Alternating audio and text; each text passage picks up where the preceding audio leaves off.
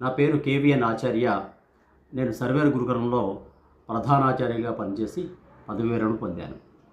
వీరు మా నిలయంలో వేంచేసిన శ్రీకృష్ణ పరమాత్మ. వారి గురించి మీకు కొన్ని విశేషాలు చెప్పాలి. 2001లో దౌలతాబాద్ గురుకులంలో పనిచేస్తున్నప్పుడు అక్కడికి దగ్గరగా ఉన్నటువంటి దిండిగల్ శ్రీ సుందర చైతన్య ఆశ్రమానికి వెళ్ళాం. అక్కడ వీరిని చూసి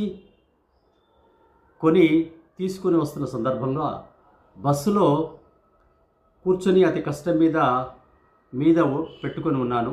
పక్క 3 సీట్లలో ఉన్నటువంటి